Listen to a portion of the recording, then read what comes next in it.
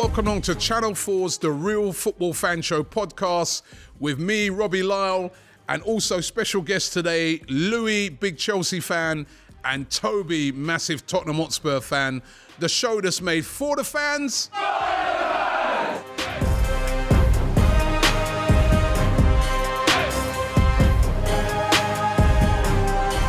We're back again with two fantastic guests in the studio with me today.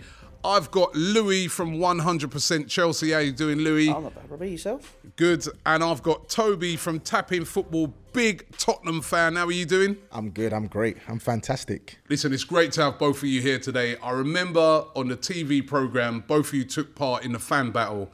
And I remember on the day, it was war. Even before you guys started going at it, you were going at it already. It wasn't a war for me. It was easy. It wasn't easy. It wasn't easy. Wasn't it? See, it wasn't easy. It wasn't easy at all. And you're lucky Channel 4 censored my punchline. Speaking of that, knocked you out the park. it was. I'm not lucky. It didn't. I said fair play to you, mate. However, it's because it was censored. You said it was a draw. You said keep it clean. That weren't clean. Why didn't I win? There you go. Yeah, it wasn't clean. As you can see, they're still arguing about it. They're still arguing about it. But listen, you guys were full of energy on the show, and you were going back and forth, arguing all the way, and I loved it. And that's why we've got you in today. We're going to have a lot of banter on the show.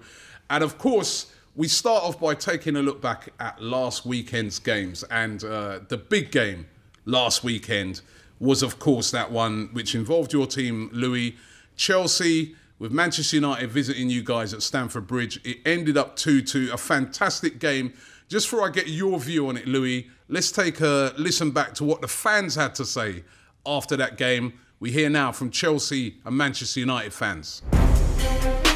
It's my guy, bruv. I've been riding for this guy, and everyone's been like, yeah, get him out. Bad attitude, doesn't work hard. He was winning tackles, scored 2 great goals. Second goal, what a composed finish, bottom bins, yeah. And that's a guy that don't do it in the big games, bruv, apparently, and he can't play at the top level. He's a top quality player. He can get into any team in this league. I don't care.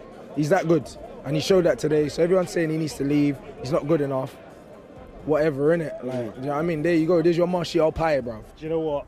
I'd put it down to the players. They realised that this at half-time, do you know what? We need to pick ourselves up. So I believe it was the same old United in the first half, but the second half, the players played for themselves. That's why I don't think Mourinho had any impact on it. I'll give it to the players, 100% give it to the players, because they're the ones on the pitch. They have to get the job done. What is Mike Dean doing? How's he got a job? The guy can control a fucking kid's birthday party, let alone a football match. It's not even like this is a one-time thing. It's like Sean Dyche said it before, like after a Burnley game, that he acts like he owns, like he's deserving of something. He was terrible this game. What do you think about Alvaro Morata today? Shocking. You know, for £60 million, you expect, even if you're not scoring, you're contributing something, and he's not contributing anything. It's just, it goes down so easy. He can't shield the ball, he can't hold the ball up. I mean, how long can you keep persisting with this guy and just saying, like, you know, that he's just not good enough? I mean, usually I hate the fuck off Mourinho chants. I hate anything anti-Mourinho. Today, he deserved it. He was acting like a prat himself. Everyone goes on about be the bigger man, be the bigger man. Whatever this coach physio ever said to Mourinho, Mourinho then goes and starts goading the fans. We weren't involved in the beef. Your beef was with the coaching staff. We started chanting fuck off Mourinho after he was flashing the free titles bollocks. He's fucking finished, he is, with this sort of stuff. He's becoming a parody of himself, and it's sad to see, because I love the man, but he does stuff like this and just makes me despise him a bit. Wow, so Louis, listen, it was quite an eventful game, and Moreno at the end really, really losing it. But just before I get to that, were Chelsea lucky to get away with 3 points in that game? Yes. We were. He was asking me, all right? Yeah, Chelsea were lucky to get the draw that game. We dominated the first half, but the game's played over two hours of football.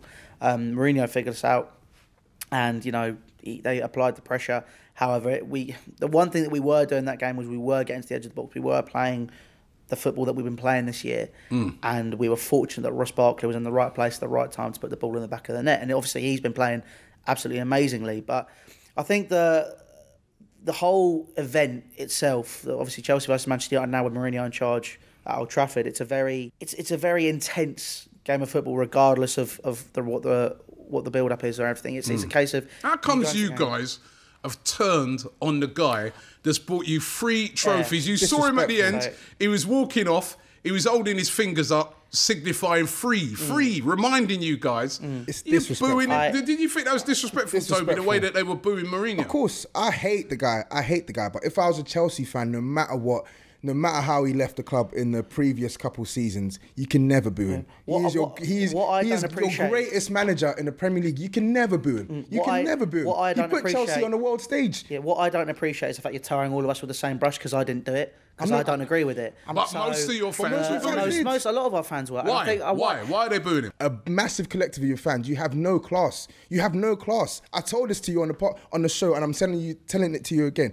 Some of your fans have nil class. No, this is what I don't appreciate, right? Every Tottenham fans, Arsenal fans, whoever saying Chelsea fans have no class. Some of your fans have no class. I agree. So why are you saying only Chelsea fans? Because we're talking about this specific instance when some of your fans were disrespecting Mourinho. No. If you're going to tar me with the same brush, I'm not. No, shut up. I'm talking. All right. Listen, hold on. All right. Let me say to both. Wait a minute. Let me say to both of you. He makes a good point there. Was it classy that the guy he's won 3 titles for you guys? This is the point I'm trying to make. This is the point I'm trying to make. And F off Mourinho and stuff like that. I don't agree with it. Of course I don't. I'm not going to say exactly. He's won 3 trophies. He's a Chelsea legend, regardless of what's happening. Right now, I don't know what it is. When it was happening, I was a bit confused. I think maybe there was something that happened because what I understood is something happened behind the dugout where he was basically mouthing off at a load of fans, and it started there and it went around the stadium. I don't understand what happened. I don't agree with it, but there's not really a lot you can say about it. Clearly, there's a sense of tribalism of the fact that I think it's the fact that he's at Manchester United. A few Chelsea fans I've spoken to said they feel that he hasn't said anything good about Chelsea since he's left. He doesn't want anything to do with them. He's classed about us. That's how they feel. If someone disrespects the club and they play from all that kind of stuff, it's not. Once you've supported them, that's the issue. That's what they don't like.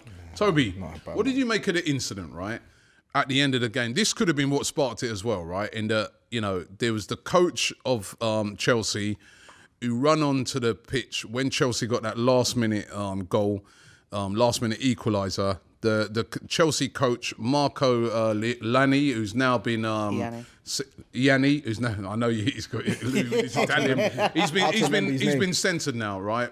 He's going to get a fine now from the FA, from the Premier League for what he did. He ran on, he provoked Mourinho, but Mourinho, the way he reacted, he jumped up and he went for him.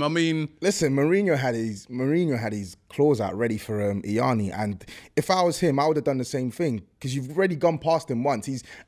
The first time he's gone past him, I think he's even waved like a punch, not towards Mourinho, but he's waved like a punch. He's punching in the air. I'm saying he's waved a punch at the fact that Chelsea has scored, but he's doing it so close to Mourinho's face, and then he's come back, and I think he said something to Mourinho. Of course, Mourinho's going to get angry. This is an angry man on his best days. Anyway, this is a guy who's very, very grumpy on his best days. So when your team have just scored a late equaliser against his team, and you're antagonising him that close, of course he's going to get angry, and he was rightfully fined by the FA. He was rightfully fine. What do you think? Do you think it was Mourinho was out of order there, Louis, or do you think? No, I think like Toby's saying, they didn't want to have reacted like that. I would have reacted like that if it was my but you're the manager of a football club. You're supposed to keep your cool. Sometimes, if a player reacted like that on the pitch, you get sent off. Do you know that? Yeah, you would. But sometimes what's the difference? Sometimes pride over everything, because this is a man who's done so much for that club. You've been there 2 minutes. You're a nobody. Mourinho said after the match, he said he didn't even know his name. You're a nobody compared to me at this club, and you have the audacity to do that to me after your team just scored. Where's your respect? Good. He was well within his rights to react the way he did. Listen, are you guys too dependent on Eden Hazard? Because he didn't have the greatest of games, did he? I'm not going to say no to that. Yeah, we are, because we don't have a centre forward. You've got, I think Giroud's a better. You've got 2 centre forwards. You spent a lot of money on them. You spent nearly 70 million on Morata. We spent peanuts on Giroud. You bought Giroud. You got 2 strikers there. 18 million is peanuts. Giroud, is in the modern era of football. I mean, if you do your research and look at the economic factors, mate, it's all right. I think Giroud's a better option in terms of allowing Hazard to flourish, and we saw that when he came on in the game. Alvaro Morata is dog. Quite frankly, he's rubbish. I was one of the people when we signed him and got really excited. Sat there going, "Oh, it's brilliant! I'm really looking forward to seeing him." You weren't the first person to tell me. I know. So don't take the credit for that, mate. I'm not. But I did say. Thank you. All right. You know, Morata's just doesn't fit the system. He doesn't suit English football. All he does is run his mouth. He's rubbish, and he didn't allow for anything to develop during the game. Well, listen, at the game, we went along and we asked Chelsea fans, right, about Hazard. We asked them the question, is Hazard now in the same, bracket? Is he in the same class as Messi and Ronaldo? And this is what fans had to say. No, come on. Stop it. I know he's got to be a bit more consistent. He's had a brilliant season so far, but I think if you look at Messi and Ronaldo, they've done it year in, year out. So I think Eden needs to do a bit more. Yeah, I think especially for the current season, he's like at his best form ever. Like I never seen him playing this way.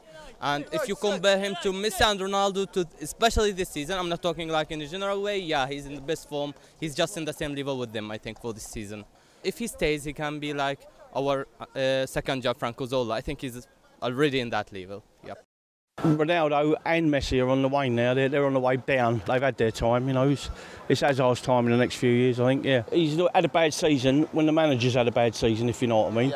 Yeah. First time with Mourinho and then again with Conte. So, yeah, no, I think he can do it, yeah. So you heard what the fans had to say there. Toby, what do you reckon? Hazard, is he in the same class now as Ronaldo and Messi? You heard Sarri saying the other day that, he reckons he's capable of winning the Ballon d'Or. Is he in the same category for you? No chance. I think maybe for Ronaldo right now, if you had to go off who can offer their team more, you could argue that Hazard right now could offer more than a 33 going 34-year-old Ronaldo could offer any team right now in terms of just general play. But if you're talking about match-winning ability, sheer quality, no chance. No chance. And even Ronaldo, I'm being kind to Hazard, and that's a no. But Messi, forget about it. Like, they're not even in the same. They shouldn't even be mentioned in the same sentence. He's nowhere. He's nowhere. Some of those near Chelsea fans think he's no chance. And the thing is, Eden Hazard, I've come to appreciate how much of a quality player he is in the past 2 seasons. Because even when he won his first league title under Mourinho, I was still saying, I need to see more from him.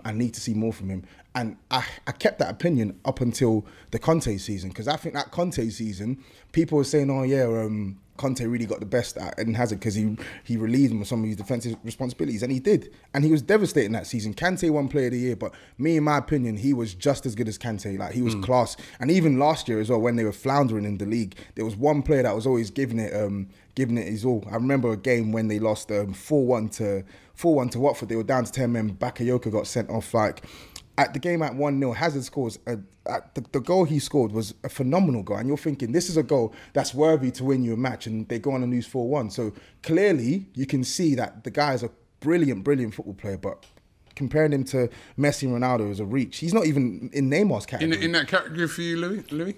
Currently, based on form, I'd say he is the best, if not one of the top 3 in the world, based on form alone. Mm-hmm. However, if you're talking in terms of continuity over a few seasons, and no, he's not. He's a very, very, very good player. Top 10, 100%.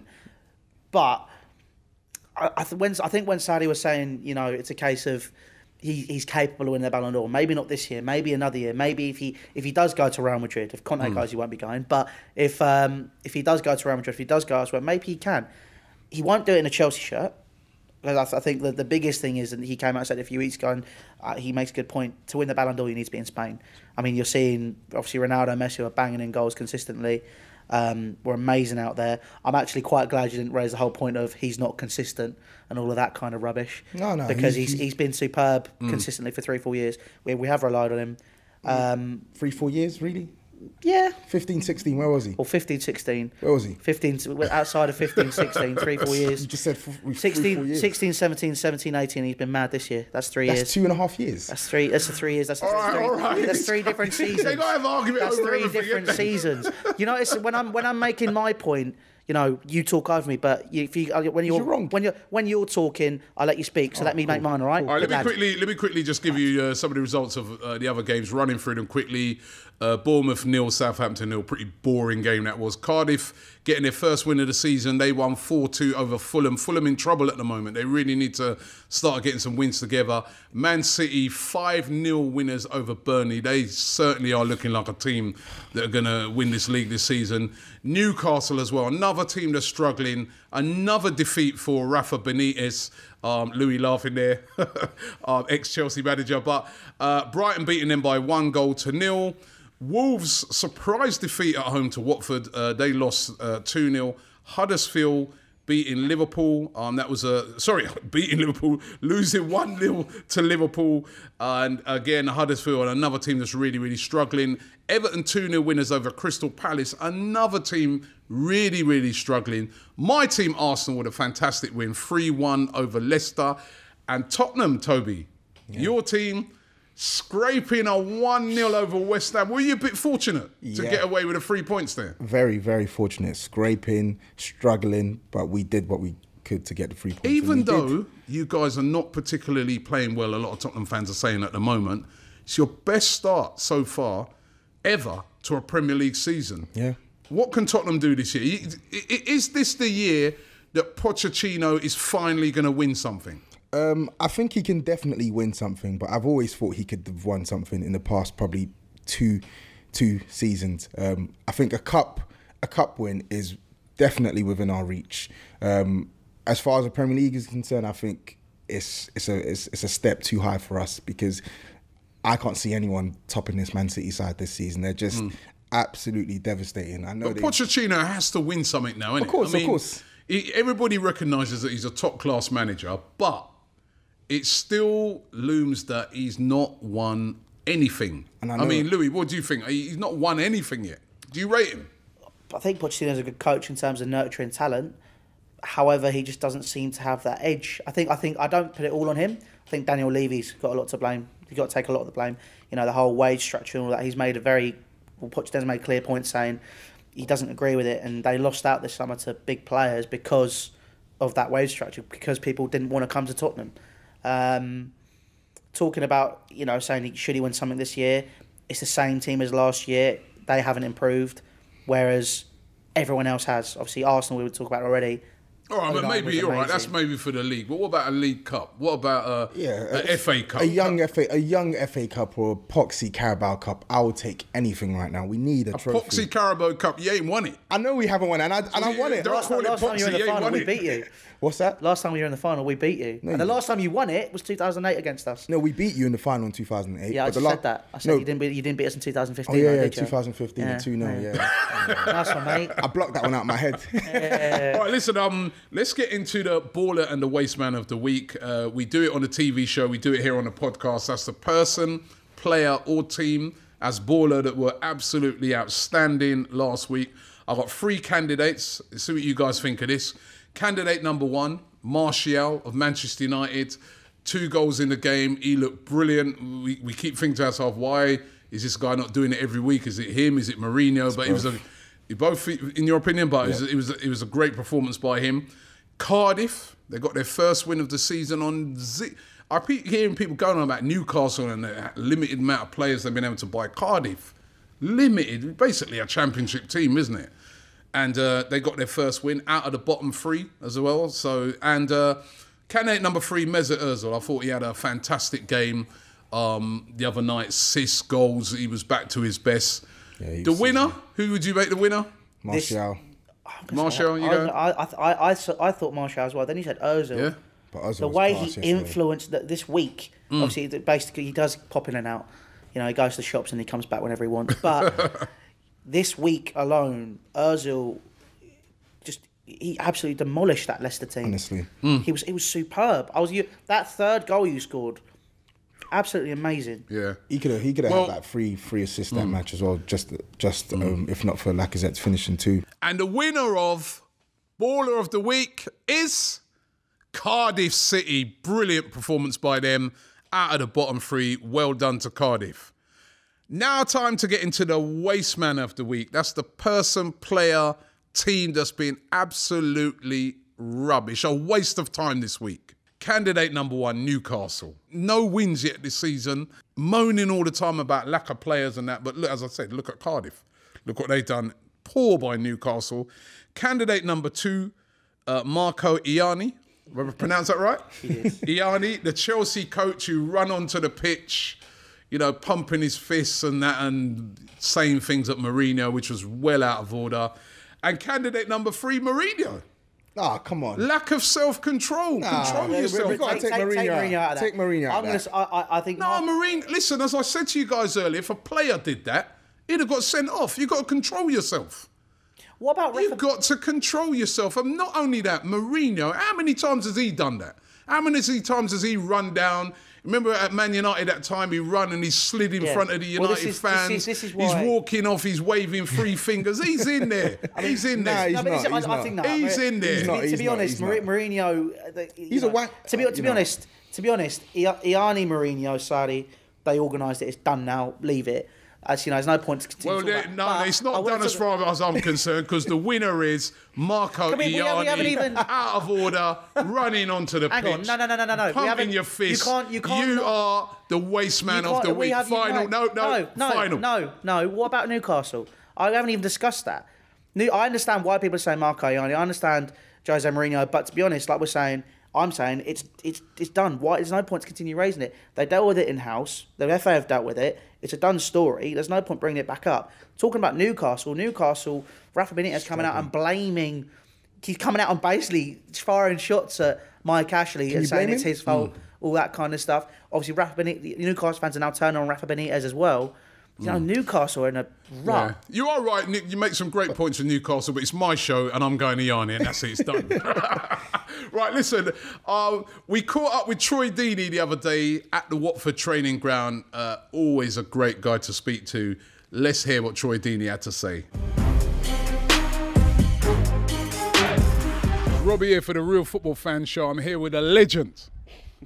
What are you laughing for? You're a legend, man. Watford legend, Troy Deeney, captain of Watford. Thank you. I'm just Troy. I'm just Troy, the normal person that happens to play football. Now listen, on our show, it's all about football fans. Yep. What is the team that you supported from you as a kid? What's your team? My team's Birmingham City. Was there when we beat you guys at Wembley. Why do you have to come and say that now? I'm just saying, I'm before Martins with the tapping. I'm on video, like. Yeah. Because I was here then actually. That would have been what, 4 or 5 years ago, and I was here. But I'm in a suit, like going mad. Yeah. And Scotty Daniel used to play with at Warsaw. He was obviously that Blues. He's on crutches, and like we just had a little embrace. It's a good day. It's a good day for us. That. Yeah, no, what a good day. It was a good day. The team that you go to, and the fans give you the most stick. Where's that? It's a tough one. It was always Aston Villa, obviously, for the rivalry with Blues. And I scored 3 in the season that they got relegated. I remember one time. And you milked it as well, didn't you? Yeah. Because they were giving me, like, the kind of person I am, I enjoy banter and I enjoy people giving me stick because not only can I take it, I can give it back.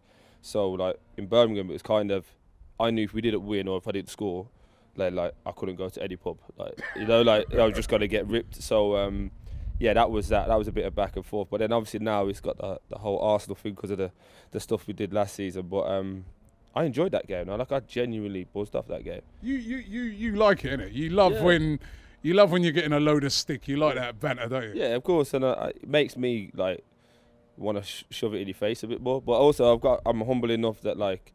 You know, like when we lost, I come on your show and stuff afterwards. Spoke to you boys downstairs. I don't hide from it. Like when I'm good, I'm good. When I'm bad, I'm still good. So yeah, for me, you got to be able to take it at it. So it's all bad at the end of the day. No one's going to put their hands on me, and I'm not going to put their hands on anybody else. So let's just promote some peace at it. What do you think of fans' opinions? Because you know, nowadays, you know, I mean, so many platforms out there where fans get to have their say. It never used to be like that, but You as players now, you can hear directly from fans or with all these different social media platforms? Yeah. Again, depends on the characters because I've read a lot of things recently, like players like saying I've had to delete my Twitter and this kind of thing because of abuse. But the way I am is like if you can't take it, then you shouldn't have been on it in the first place. You can't take the good. Like like for example, we played well against Spurs. So if I'm just gonna milk it then and go, we're great, when we lose to, let's just say we lose to Arsenal, for example, or they can't go, I'm not going to go on social media today. You've got to be able to take it both sides of the coin. But I grew up in a pub environment, so I used to go, or still do, go and watch the games. Like on a Super Sunday, I'll go sit with my mates, and I enjoy different people's perspective of football, because like me and you watching football see it completely different. It doesn't mean you're right, I'm wrong, and vice versa. So I enjoy it. Now listen, we're fans, right? There's a bit of a divide between football fans and players, and I know that you're kind of one of those players that breach that divide. But there is a divide sometimes where fans feel that footballers like yourself don't understand fans. Don't understand what we're going through. Don't understand that we've travelled hours to that game, got there, you got beat, and you didn't even come over and clap. I'm not saying you, but you know these sort of things happen. Do you guys, do you think that's improving? I think so. With social media, I think the gap is bridging down. Again, like I say, with the good and the bad, people have started to actually take attention now. Like, we're human beings as well at the same time. So while it's a frustration from a fan's perspective that a player's not come over and clapped, for example, like I can understand from a player's perspective, you might not even be thinking about the fans. You might be like, if you're emotionally involved in a game like I am, in your head you're like, oh man, how did we lose that game? And like, you're kind of beating yourself up, and you probably just like, just get me off this pitch. That kind of, and it's not I don't think it's a disrespect towards the fans. Me personally, I win, lose or draw, I always go and clap, because I just appreciate everyone coming out to see me. And again, I've been a paying customer that side, so I think it just resonates with people that like, I've done it before and I do it, and then I stopped doing it, like giving like boots away and stuff. More when we lost, more of a like you know, we appreciate you coming. I know we were rubbish today. Here's a little something. That's what I used to do, but then I got stick for doing it, and I just thought, you know what, I can't win either way, so now I just do it as when I feel like it. To be fair. Now listen, final question for you. I was reading the other day that you've lost over a stone in weight. Yeah. Right? And you are looking trim, I've got to say, right? Thank you very much. Now, any tips for me? I need to drop some pounds, man. Ain't got any tips for me, man? Green tea is the way forward at the moment. No, do you know what I did? You've got to want to do it. Like, even like my mum and that, I'd be like, oh, and could you get your nutritionist to do this? I'm like, Mum, if you don't want to do it, if you enjoy your lifestyle, you enjoy your yard food or whatever, you're going to keep eating it. So there's no point forcing yourself to go, I'm going to go on this diet. You're not saying I've got to give that up, have you? I've got to give up the wasting in food. You have to. I've given up sugar, and alcohol was a big one for me. So now, no alcohol either? Now I'm like, every international break, I'll have a good go. No, anything that tastes good, just no. So just become accustomed to having meat and veg with a little bit of couscous or something like that. So, but it's beneficial, isn't it? Now I'm getting all the rewards for it. So like it's a mindset thing for me as well. Listen, keep up the good work. I'm going to pass on all that, right? But keep up the good work. Thank you very much. And thank you very much for the interview today. Thank you. Anytime, you guys. Brilliant there from Troy Deeney. You know, I love Troy Deeney. Love Troy Deeney as a footballer, and he's one of those footballers that all fans, well, some fans hate him, right? But everybody sort of feels him, don't they? Yeah, he's a good guy. He's a good guy, man. Bloke. That's he's why, a proper bloke. Now listen, time to look ahead to the weekend's games. And we're going to do a bit of Challenge Robbie as well. Flex, Man United fan who came on last week, actually beat me in Challenge Robbie. I'm sorry to say, you know what I mean? You know where I lost it as well? Where? It's your boys, Louis. Chelsea. They let me down. Which supposed to win? Huh? Supposed to win. I went for Chelsea winning that game by 2-1. Flex went with a 1-1 draw, and that's what got him over the line. He even predicted the proper score in the Arsenal game as well. I went 2-1, he went 3-1. So Flex beat me, but you guys are going to take me on this week. First game we're looking at, and I want to get your views on this game as well, Toby, is the big one. Spurs versus a rampant Manchester City. This is a big test for Pochettino and Spurs. City are flying. Are you confident? No. If I'm being honest, I'm not confident at all. I'm going to go there, support my team, and I'm going to cheer us on and hope we can get a result. But if you had to ask me, am I confident? No. They're just... You've done all right against them before in the past, though. You've got a decent record against them. We used to, but last season showed you the real gulf in class. I think I think 2 seasons ago, back in 16-17, I remember it was Pep's first season, and City were on a 6 or 7 game win streak in the league. They came to the lane, and our press was just like, they couldn't live with us. Like we got at them at every turn, at every moment, and like we were thoroughly deserved winners 2-0. But last year we tried to play that way at Etihad. We got slaughtered 4-1, and then we tried to play the same way at Wembley. We lost 3-1, and on another day it could have been 7-8-1, like chance after chance. And I just think with the quality in their team, the way we've been playing this season, and a player we're missing badly, Vertonghen. I think Davinson Sanchez is gonna. I love him. I love him, but I think he's gonna struggle against Man City on Monday. And I think Eric Dyer in our midfield, I don't think he's gonna be able to touch David Silva, Kevin De Bruyne, Bernardo Silva. I think any Spurs fan going to that match, just pray we can get a draw. Just pray we can get a draw. All right, give me your prediction on it. Give me your prediction on that game. I'm going with the same score as last season, 3-1. 3-1 to City. Yeah, I think we'll score, but I can't see us stopping them from scoring. No way, no chance. What about you, Louis? Prediction? I'm going to go 3-1 City as well. 3-1 City. I'm gonna go. I think it'll be closer than that. I'm gonna go 2-1 City. I think it will be. You're being kind. You are. I'm a pessimist. No, because I think that game's gonna be closer than what people think. I hope so. But I think City probably just about get over the line on it. Manchester United versus Everton. That's another really tasty game. United still not really on all cylinders. Everton had a good win last weekend. What do you reckon, Louis? I mean, Everton, they struggled against Palace and they had to get the 2 late goals to beat them. They're not looking amazing. They're looking okay. Manchester United, I just think, will just have that little bit of class on them. It's Man United at home, aren't they? Yeah. Yeah, I'm going 1-0 United on that. They'll grind it out, but they'll get the win. Yeah? Yeah. I'm going 2-1. 2-1. I think Everton will score. Yeah, 2-1 Man United. I think Everton will score, but I'm going 2-1 Man United. Oh, you know what? Yeah, actually, I was sort of thinking to myself, maybe Everton could sneak something, but when I really think about it, United have got a great record against Everton at home, and you can't go against United winning this one. But I do think it's going to be a lot closer than that. I think I'm going to go 2-0. 2-0 Manchester United. Fulham versus Bournemouth. Here's one for you. Fulham, they need a win. They've not been performing well at all this season. That's a tricky one. Bournemouth are a team that, they can tear it. I mean, they went the other day to Watford and beat them 4-0, absolutely ripped them apart. And that was when Watford would, up until then, were performing brilliantly at home. Well, to be honest, I think this game depends on how Djokanovic sets up his defence, because what he did on the weekend against Cardiff was suicide. He was playing Callum Chambers, right wing back, then right back. This guy that was playing centre back all pre-season for Arsenal. He had Alfie Mawson, who's a left-sided centre back, on the bench with Tim Ream starting ahead of him. Tim Ream, who had an absolute shocker against Cardiff. Tim Ream, who was unreliable on his best day. Get your defence right. Just get your defence right, and let's build from there, because he's got goals up top in Mitrovic. He's got goals in Schürrle.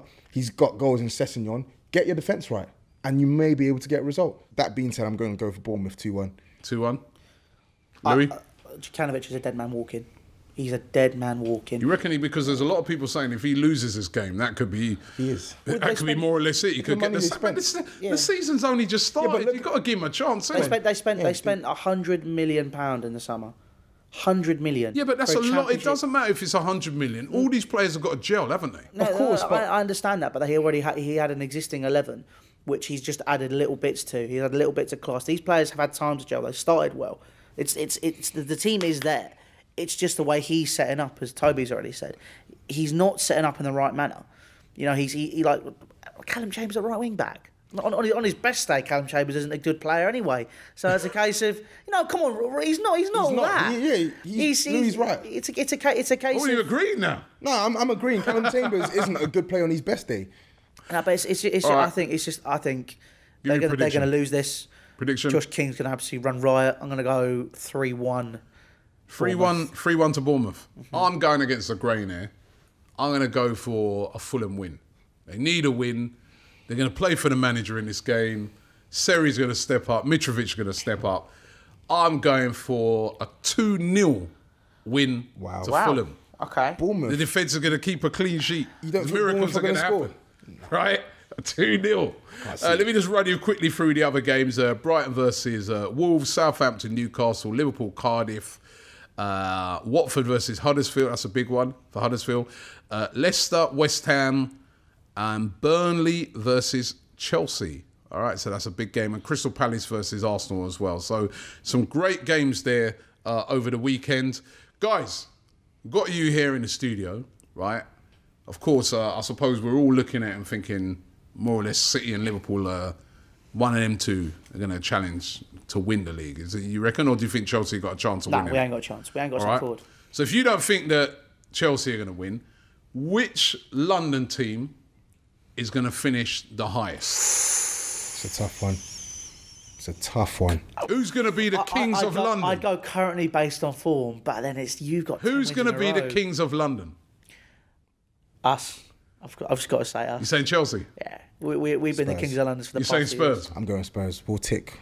Once we get. What about Arsenal? Why no one's mentioning Arsenal? Arsenal are good. Well, they're looking good right now, but you're just so suspect at the back, man. I don't know. I think so you're writing off Arsenal again? No, I am writing off Arsenal. I've damn near put £300 down for multiple friends that we are going to finish above Arsenal, and Arsenal are not going to. Are you like to lose your money? Yeah, no. I'm going to win money. I'm going to win money. We're going to finish above Arsenal. No, I think we're going to finish above you this year. I mean, let's look at it. I think Arsenal are going to finish above Tottenham this year. I can't see it. I think Arsenal are going to get into the top four. As a neutral in this conversation between the two of you, obviously Chelsea will finish above both of you anyway. That's fine, but I think. Hold on. How do you know that? Hang on. I'm about to back you, Robbie. Don't be careful, all right? I think the reason people write Arsenal off is because it's still this mentality of Wenger. The people, they still think the Wenger's there. That's whenever I speak to people, it's like, yeah, but it's not Wenger. And they go, oh, yeah, that's a good point. Don't think about it that way. Unai Emery has got them ticking. He has them ticking. It's not just Wenger, though. We are actually watching some of these games. Arsenal were thoroughly deserved winners in the end, but look at what it took for them to win the match. Going 1-0 down. Leicester could have been 2-3-0. Hold on. Listen, I keep hearing this all the time. It's true, though. Right? Watford, let me just say, Everton, you're seeing... How many chances conceded? Come on. Hold on. You're seeing a different type of Arsenal this season. A team that will let the other team have the ball, right?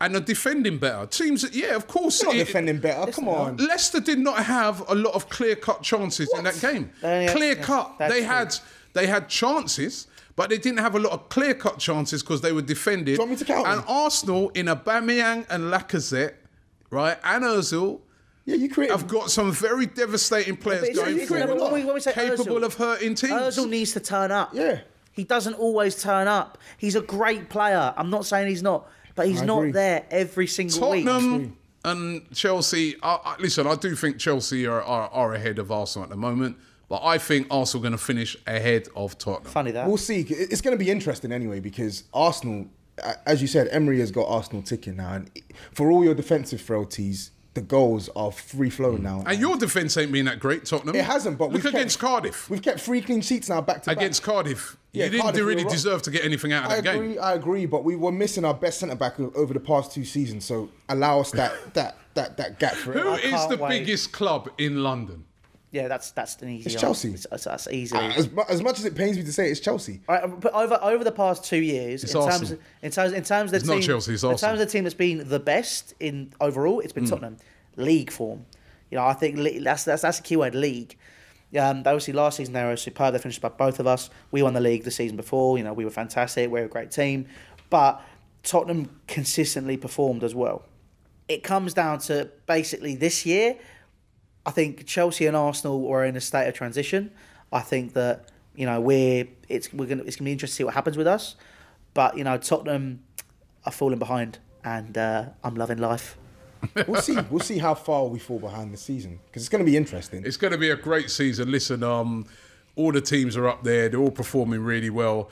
Looking forward to this weekend's games. Listen, I want to thank you guys for coming on. Thank you, Toby, big Tottenham fan. I can't wish you luck for the rest of the season. You know that. You know how it goes already, man. But it's always great to have you on, man. It's a pleasure. Man. And Louis, thank you as well. Thanks for having me.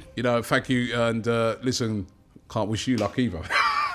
You know how it goes. It's a standard football banner thing. I can't be wishing. I don't need you to wish me luck. I'm quite happy, mate. Thank you, guys. You've been listening to Channel 4's The Real Football Fan Show podcast. Make sure that you subscribe, rate us, and review us. It's very important. And don't forget to watch The Real Football Fan Show on All 4. You can catch up on things like the amazing fan battle that we had between Toby and Louis. That was brilliant. Made for the fans.